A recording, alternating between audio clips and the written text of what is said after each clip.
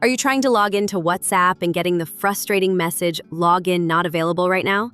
Don't worry. In this video, I'll walk you through a full step-by-step fix so you can get back into your WhatsApp account. Make sure you watch to the end so you don't miss any of the important steps. First, swipe down your control center and check that your internet connection is stable, whether it's Wi-Fi or mobile data. It needs to be working properly.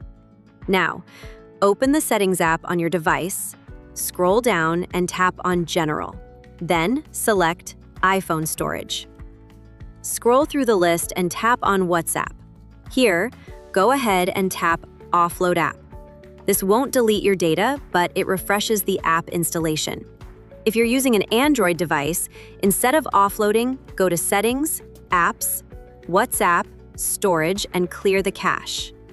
Next, restart your device, whether you're on iPhone or Android. A fresh reboot can help solve temporary system glitches. At this point, if you haven't subscribed to our channel, click the subscribe button now so you don't miss future tech tips like this. Still not working? No problem. Let's move on. Open Settings again. Tap General, then tap Software Update. Make sure your device is running the latest version of iOS or Android. Updates often fix bugs that cause these login errors. Now, go back, scroll down, and tap on Date and Time. Enable Set Automatically to make sure your time zone is accurate. Next, go to Language and Region. Tap Region and make sure your correct country is selected. Still in Settings, go to VPN and Device Management. If a VPN is connected, disconnect it, as this can interfere with WhatsApp's login process. Now, go back to WhatsApp and try logging in again. If it still doesn't work, open your browser and search for WhatsApp support.